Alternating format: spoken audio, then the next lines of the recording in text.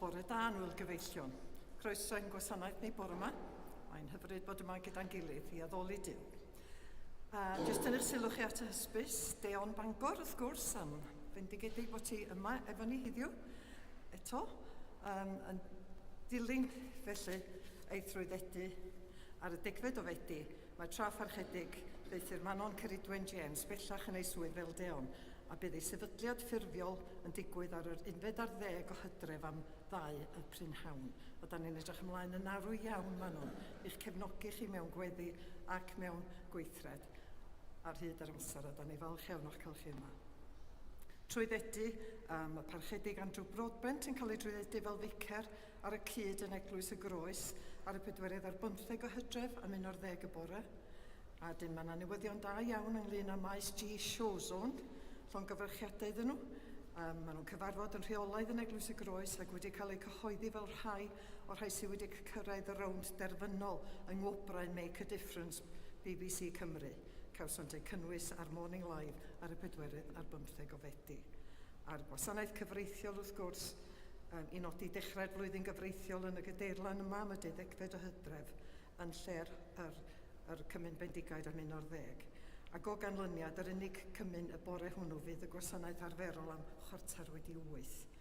Ac am 2:03 cynnig i'r Cymun Bendigald dwyieithog yn lle'r gosber. Wedi mynd o ddau felly, dyna ni.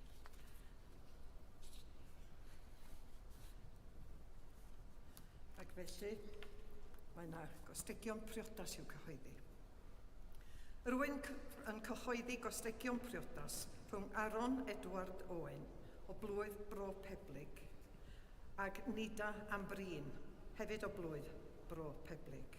Os gwyr neb ohonoch am achos neu rwystyr cyfiawn, fel na ddylid cysylltu'r ddeudyn hyn ynghyd mewn glân briodas, mynegwch hynny.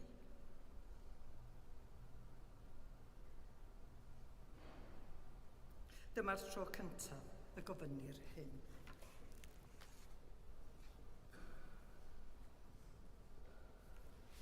Y mae cyfraith dy enau yn well i mi na miloedd o aur ac arian.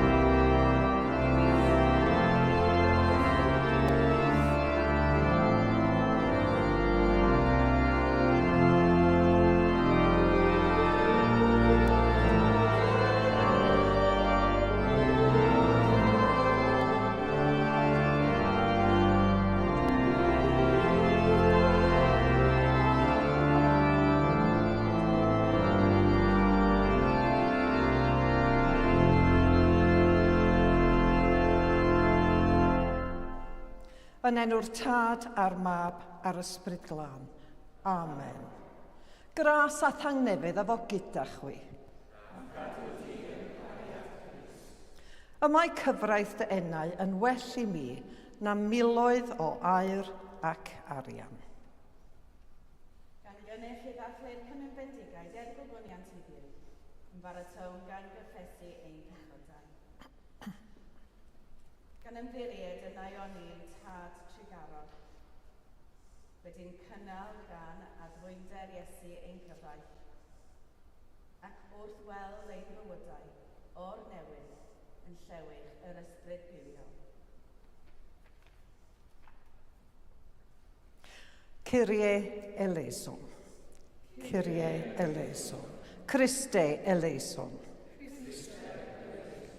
Kyrie eleison.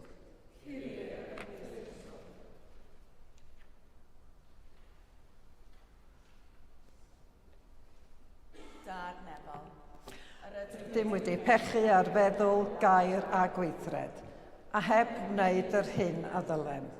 Mae'n wir ddrwg gennym, ac yr ydym o ddifrif yn ei farhau. Mwyn dy fab Iesu Grist a fe farw drosom, maddeuain i'r cwbwlaeth heibio, ac arwain ni yn ei ffordd ei gerdded fel plant y goleuni. Amen.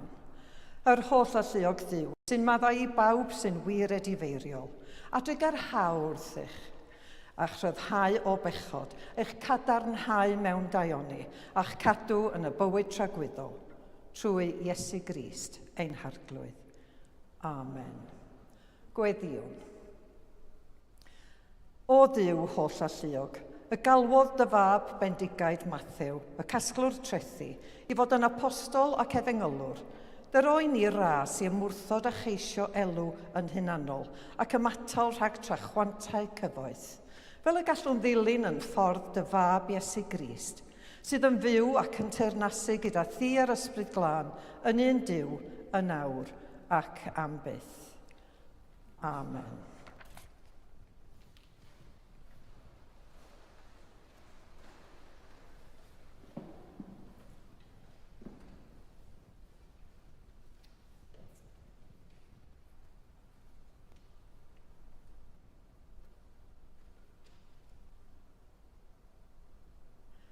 Gwneithos daionydd was yn unol a thair o arglwydd.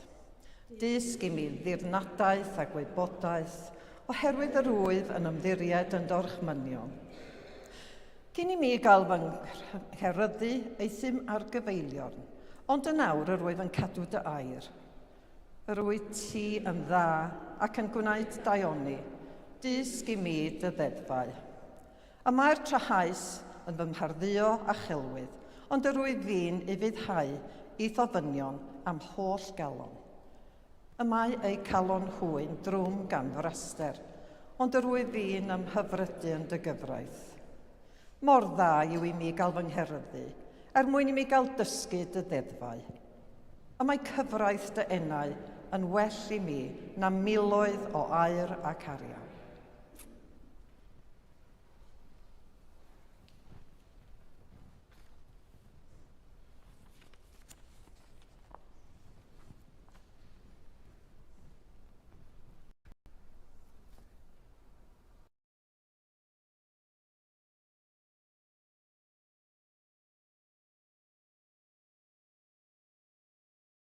Ar un a berchen deall.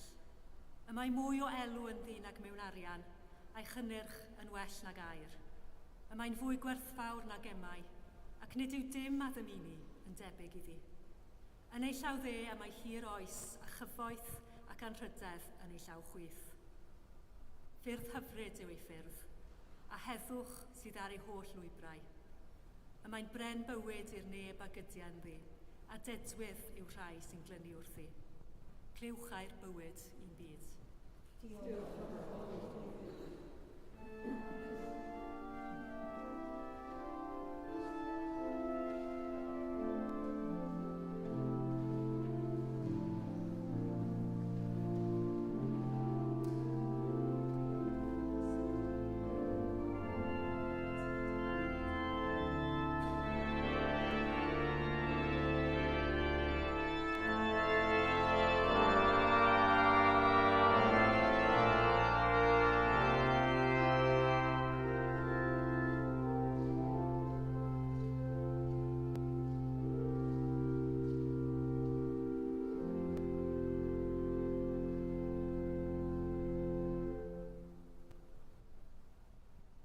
Yr arglwydd a fo gyda chwi.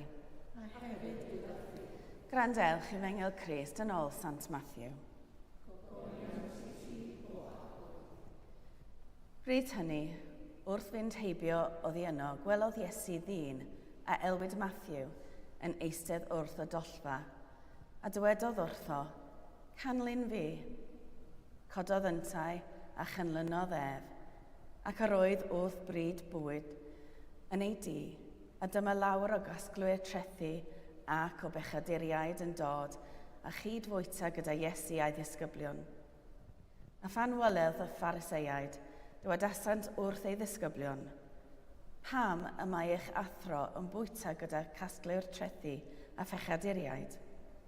Clywodd Iesu a dywedodd, nid ar y cryfion, ond ar y cleifion y mae angen meddyg. Ond ewch a dysgwch beth yw ystyr hyn. Trigaredd a ddymunaf, nid abeth, oherwydd i alw pechaduriaid, nid rhai cyfiawn, yr o'i fi wedi dod. Dyma efengil yr arglwydd.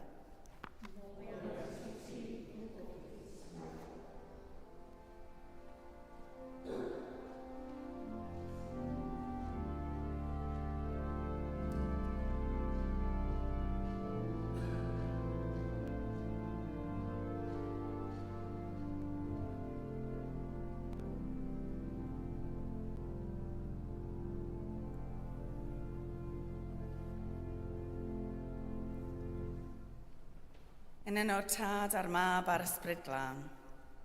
Amen.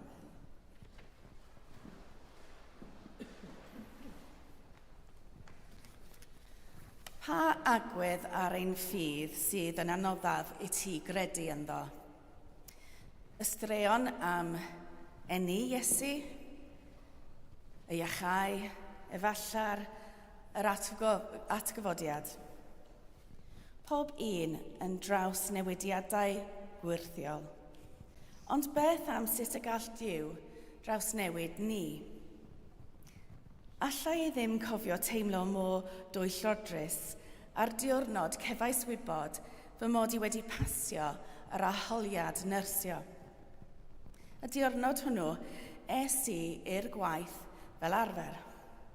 A roddodd y chwaer ward goriadau'r cwpwdd cyffuriau i mi, gan ddweud y bydda hi'n mewn cyfarfod am 2 awr nesaf, ac erbyn i mi pasio, roedd ni nawr yn gyfrifol am y ward. Beth wyt ti'n feddwl, medda fi, at ei chefn wrth iddi gerdded i ffwrdd? Yn sicr roedd hi'n gwybod nad oedd marc pasio mewn arholiad yn golygu fy mod i'n gymwys ac yn gallu gofalu am ward gyfan o bobl sâl. Roeddwn ni dal yr un person y diwrnod hwnnw ac yr oeddwn ni y diwrnod cynt. A'r diwrnod cynt, roedd fy ffrind a minnau wedi bod yn esgus ei bod ni nyrsys ar y raglen teledu Casualty, ac yn copio'r ffordd gwbl anghywir o waredu morffin dros ben drwy saethu allan o chwistrell i'r awyr. Lle disgynodd y morffin yn syth i'w lygaid fy ffrind. Bydd ganddi ganwyll llygad ei hangendig weddill y dydd. Doedd ni ddim yn mentro dweud wrth neb heblaw meddyg iau cyfeillgar iddo fo checio ei llygaid just rhag ofn. A treuliodd hi diwrnod cyfan yn ceisio peidio edrych i lygaid y chwaer ward just rhag ofn iddi hi sylweddoli be wnaethon ni. Roeddwn ni dal yr un person. Doedd y llythyr trwy'r post y bore hwnnw yn ddweud mod i wedi pasio'r arholiad ddim yn newid hynny o gwbl. Ac yn awr, roeddwn ni'n gadael yn gyfrifol am ward.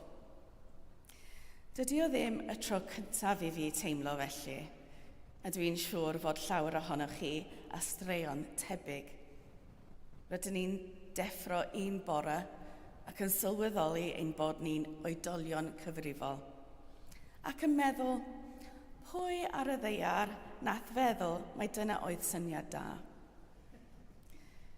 Dwi'n meddwl ai felly a teimlodd Matthew ar y diwrnod ydyn ni'n newydd glywed amdano. Yn eistedd wrth ei fwth trethu, nid y dyn mwyaf poblogaidd. Hyd yn oed petai o ddim, roedd casglu'r trethu yn enwog am godi chydig yn fwy a chadw'r gweddill iddyn nhw eu hunan. A doedd yr arian a gasglwyd ganddynt ddim lles y genedl, ond yn mynd yn syth at y Rufeiniaid, oedd yn meddiannu'r wlad ac yn gothrymu'r bobl. Doedd Matthew ddim yn unig wedi ei wahanu'n gorfforol oddi wrth ei gymdogion yn y bwth hwnnw, ond yn gymdeithasol hefyd. Roedd casglwyr trethu'n cael eu hystyried yn warthus i'w teuluoedd, yn aml yn cael ei esgymuno o'i synagogau ac yn gwbl ar y cyrion. Roedd pobl yn eu casau, cymaint nes bod angen milwyr Rufeinig i'w amddiffyn weithiau. Mae'n debyg bod Matthew wedi arfer â phobl yn ceisio ei osgoi, yn troi ei llygaid oddi wrtho ac yn dod ar ei draws dim ond pan oedd yn gwbl angenrheidiol.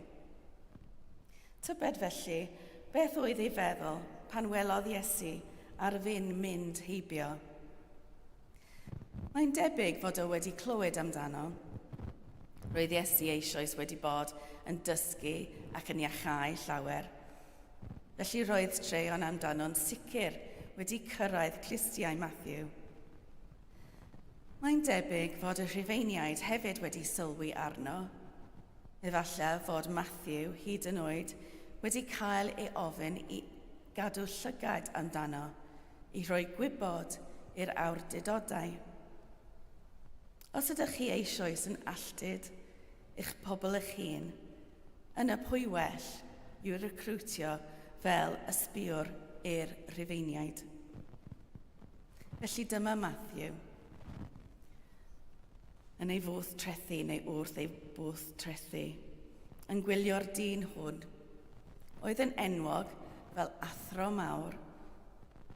Rwy'n gallu disgwyl iddo ryddhau'r bobl rhag gafael y Rhufeiniaid. Ac efallai'n gobeithio na fyddai'n Iesu'n sylwi arno, rhag ofyn iddo ddod yn bwnc i'w bregeth am sut ddim i fyw dy fywyd. Dychmyga Matthew yn chwilfrydig ond yn ofnus. Isio gweld mwy o'r dyn hwn, ond ddim isio cael ei weld ganddo. Ac yna mae Iesu'n stopio ac yn edrych yn syth i'w lygaid.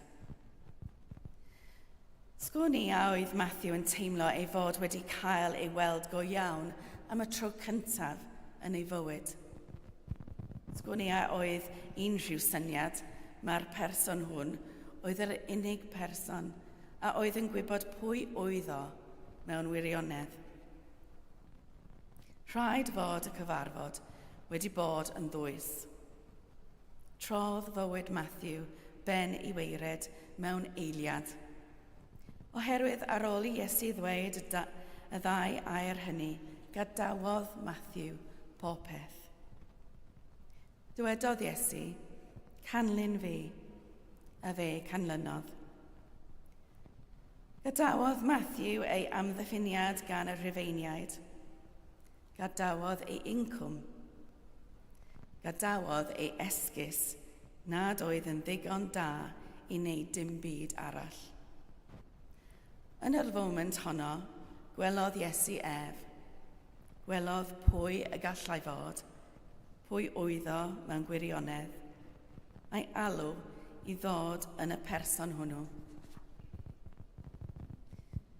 Dwi'n siŵr fod Matthew wedi teimlo'n fel twyllwr, yn teimlo'n gwbl allan o'i ddyfnder, yn fwy na thebyg yn amhyblogaidd gyda'r disgyblion eraill, ac yn cario baich dwfn o gywilydd. Ac eto, fe canlynodd. Diffygiol, yn bendant, anheilwng yn fwy atebygol.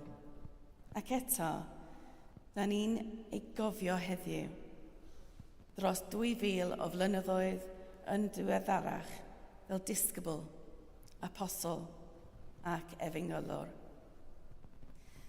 Mae'n anhebygol mae Matthew ei hun ysgrifennodd Efengyl Matthew, efallai ei fod wedi defnyddio rhai o'i straeon, neu efallai ei fod o safbwynt rhywun fel Matthew.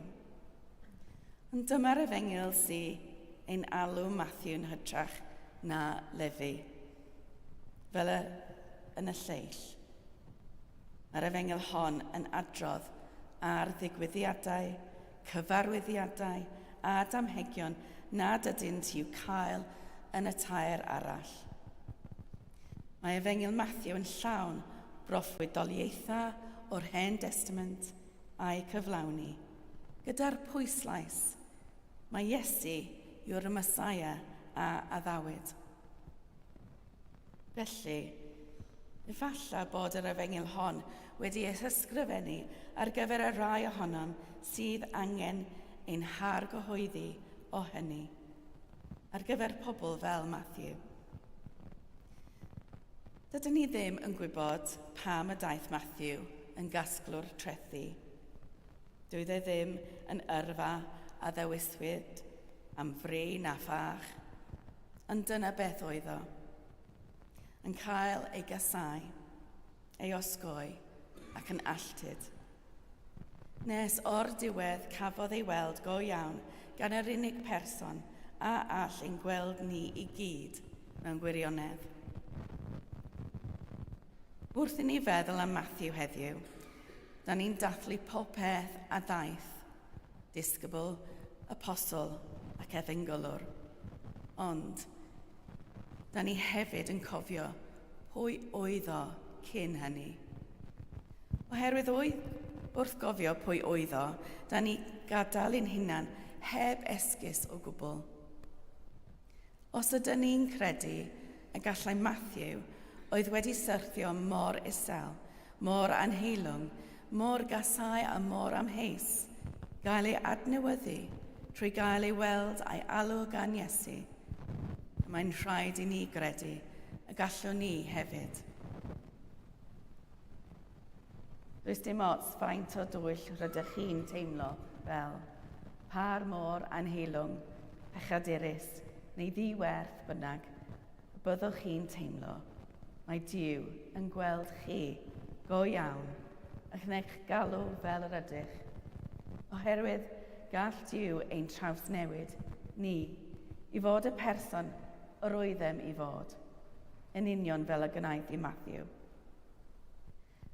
Felly, os yw'n anodd credu yn ein gallu i fod yn ddisgyblion, cofiwch Matthew, a gofynnwch y cwestiynau a ofynnodd y Pab Francis unwaith ar y diwrnod gwyl hwn. Wyt ti'n credu? Wyt ti'n credu ei bod hi'n bosibl i gasglu'r trethu drwy'n was? Wyt ti'n credu ei bod hi'n bosibl i fradwr drwy'n ffrind? Wyt ti'n credu ei bod hi'n bosibl i fab saer drwy'n fab Duw? Cwestiynau da. Oherwydd, os ydyn ni'n credu hynny, ond ni ddylem ni hefyd gredu, a gallwn ni gael ein trawsnewid hefyd. Amen.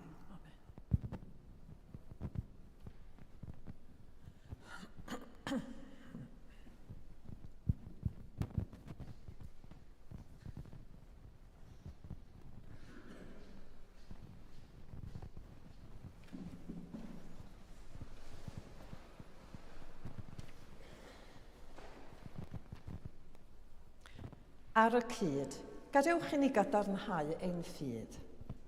Credwn yn un Duw, y Tad, yr holl alluog, gwneithurwr nef a deiar, a phob peth gweledig ac anweledig.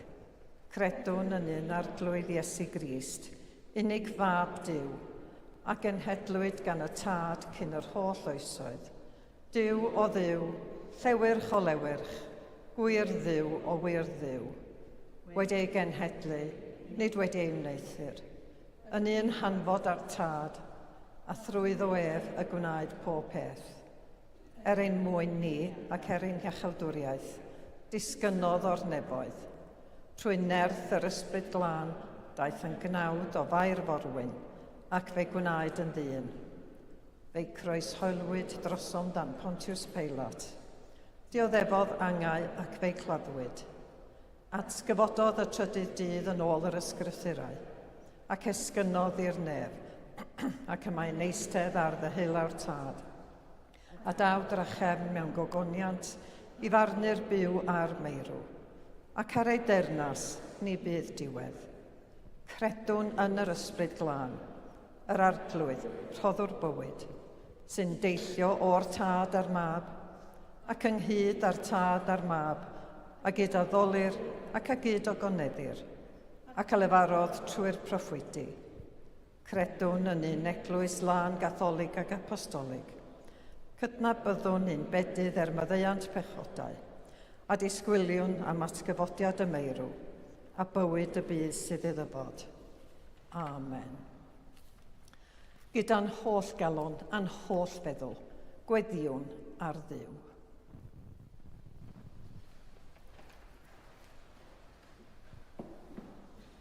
Dduw sanctaidd, gweddiwn dros yr eglwys a grewyd dogoniant.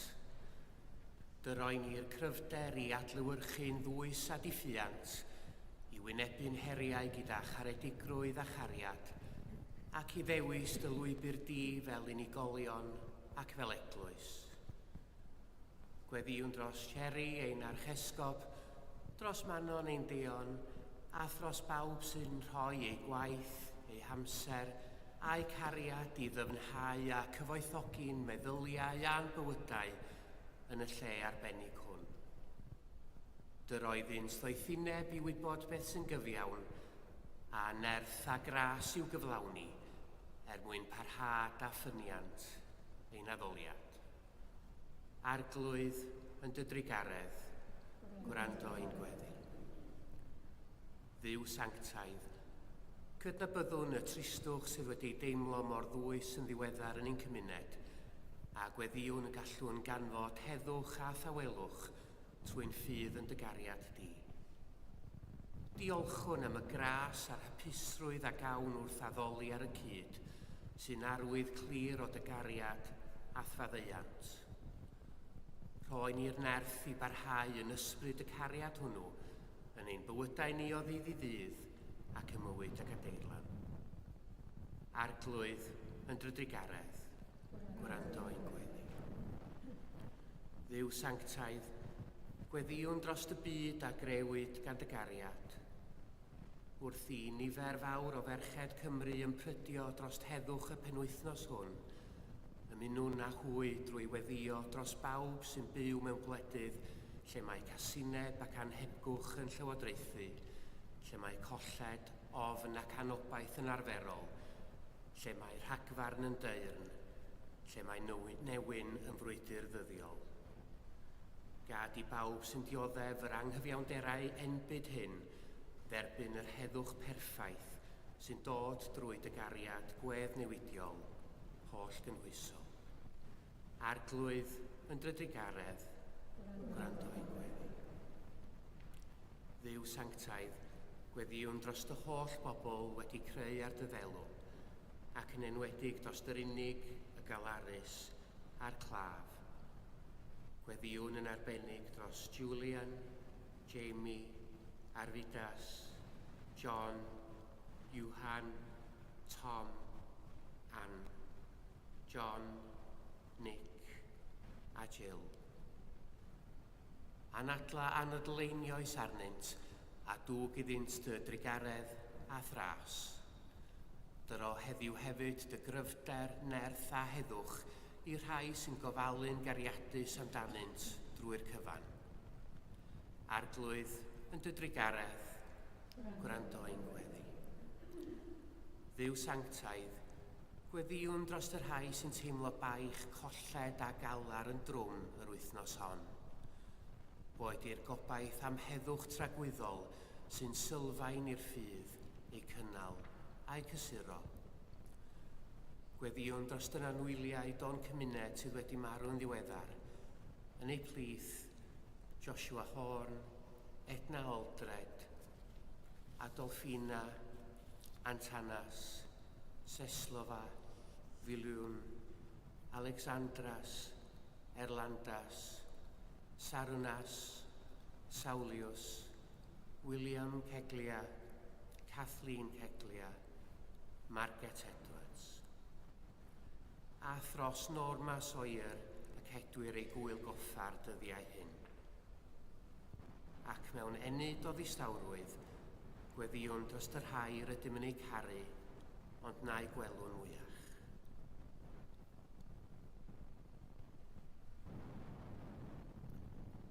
Gorffwys tragwyddol yr oeddynt o ddiw. A Llyfrched Goleuni Gwastadol arnynt. Gorffwysed hwy mewn tangnefedd. A chyfodi mewn gogoniant. Dad Trigarog. Derbyn y gweddiau hyn, mwyn dy fab, ein gwaredwr Iesu Grist. Amen.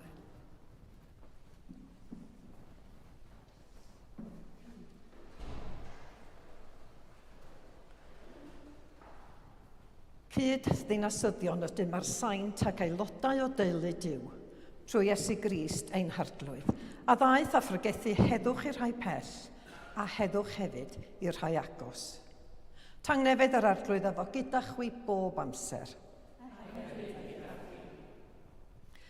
Rhanwn arwydd o tangnefedd.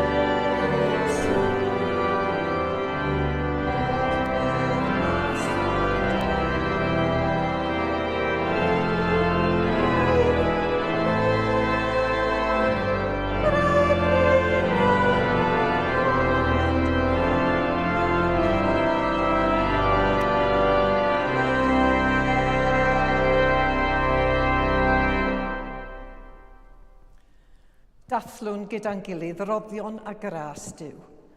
Cymerwn y bara hwn, cymerwn y gwyn hwn, i fyddhau. Ac i fyddhau i'w orchymyn. Yr arglwydd a fo gyda chwi. Dyrchefwch eich calonnau. Diolchwn i'r arglwydd ein Duw. Iawn yn wir, ein dyletswydd a'n llawenydd bob amser ac ym mhob lle, yw diolch i ti, Dad Sanctaidd, holl alluog a byth dduwiol dduw, trwy Iesu Grist ein harglwydd. A alwodd ei ddisgyblion a'i hanfon allan i bregethu'r newyddion da, i achau'r cleifion, i adfer y colledig, ac i gyhoeddi dyfodiad dy deyrnas, mwyn i bawb adnabod grym a chybol ei farwolaeth a'i atgyfodiad. Felly, gyda llyr angylion a holl gwmpeini'r nef, cyhoeddwn ogoniant dy enw ac ymuno a hwy yn ei hemyn di-derfyn o fawl, felly gyda'n gilydd. Sanctaidd, sanctaidd, sanctaidd arglwydd, Duw gallu a nerth, nef a deiar sy'n llawn o thogoniant, Hosanna yn y goruchaf. Bendigedig yw'r hwn sy'n dyfod yn enw'r arglwydd, Hosanna yn y goruchaf. Pob moliant a diolch i ti, y gwir a'r bywiol dduw, crewr pob peth. Rhoddwr bywyd, lluniais ni ar dy ddelw dy hun, ond yr ydym ni wedi difwyno'r ddelw honno, a syrthio'n brin o thogoniant. Roddwn ddiolch i ti am anfon dy fab i rannu ein bywyd ni, fe'i hildiais di farwolaeth, fel y ceir byd ei achub, a'i atgyfodi oddi wrth y meirw, fel y boi ni fyw yn ddoef ac yntau yn omninau. Sancteiddia a thysbryd y bara hwn a'r gwyn hwn dyroddion i ni, fel y bont i ni yn gorff a gwaed ein hiachawdwr Iesu Grist. Yn os y bradychwyd ef cymerodd fara, ac wedi rhoi diolch, fe'i torodd a'i roi i'w ddisgyblion gan ddweud, cymerwch, bwytewch, hwn yw fy nghorff a roddir drosoch. Gwnewch hyn cof amdanaf.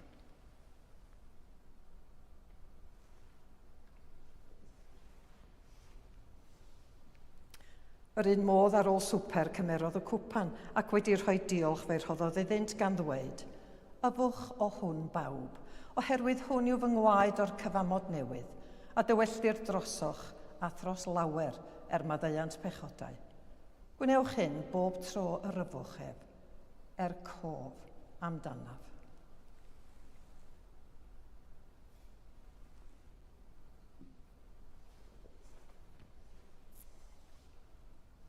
Cyhoeddwn dirgeledd y ffydd, bu farw Crist, atgyfododd Crist, daw Crist mewn gogoniant. Fel y gorchmynodd ef i ni, o Dad, yr ydym yn cofio Iesu Grist, dy fab, gan gyhoeddi ei farwolaeth fuddugoliaethus, a chan ymlawenhau yn ei atgyfodiad, a disgwyl iddo ddod mewn gogoniant. Deiwn ar bara hwn a'r cwpan hwn i ti, derbyn ein haberth o ddiolch a moliant. Adfer ac adfywiad y holl bobl. Adnewyddan ni a phawb y gweddiwn trostynt, a thras a ddfendith nefol, a derbyn ni yn y diwedd gyda'r holl saint, i'r llawenydd di-derfyn hwnnw, a ddawyd i ni gan dy fab, ein harglwydd Iesu Grist. Trwy ddoef, gydag ef, yn ddoef, yn undod o'r ysbryd glân, eiddo ti Dad holl alluog, yw pob anrhydydd a gogoniant, yn oes oesoedd. Amen.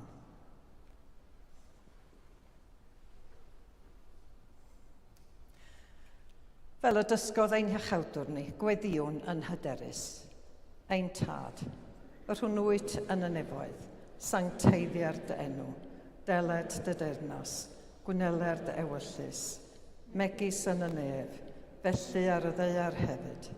Dyroi ni heddiw ein bara benyddiol, a madda i ni ein dyledion, fel y maddeuwn innau i'n dyledwyr, ac nac arwain ni i brofedigaeth, eith'r gwared ni rhag drwg, canys eiddo ti yw'r deyrnas, a'r gallu a'r gogoniant, yn oes oesoedd. Amen. Yr ydym yn torri'r bara hwn i rannu yng nghorff Crist.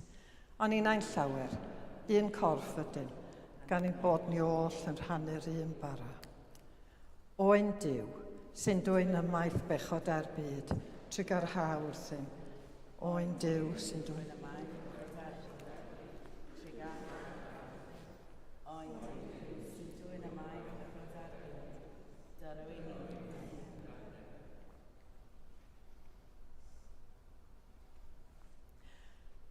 Iesu yw oen Duw sy'n dwyn ymaith bechod ar byd, gwyn ei byd yr rhai a elwyr i'w swper. Arglwydd, nid wyf yn deilwng ei dderbyn, ond dywed y gair a chaf ei achau.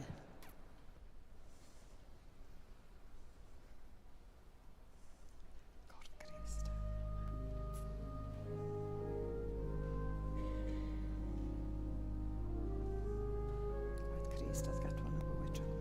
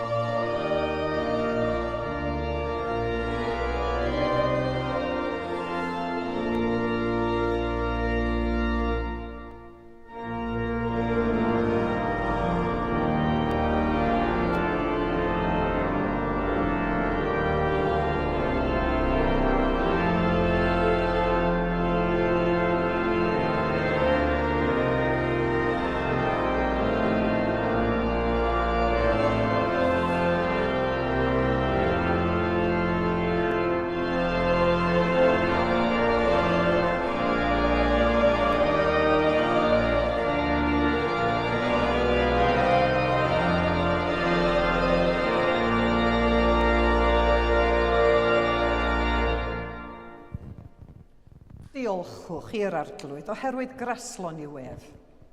Gariad sydd fel Dduw gresol, rhoes dy fab Iesu Grist fara ei fywyd a gair ei deyrnas yn fwyd i'r newynog.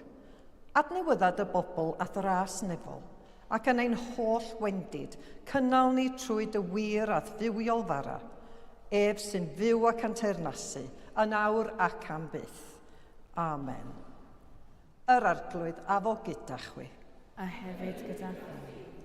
Rhodded Dduw, ras i chwi, ddilyn ei seintiau mewn ffydd, gobaith a chariad. A bendith Dduw holl a lluog y tad, y mab a'r ysbryd glân, a fo'n eich plith ac a drigo gyda chwi yn wastad. Amen. Ewch mewn tangnefedd i garu a gwasanaethu'r arglwydd. Yn enw Crist. Amen.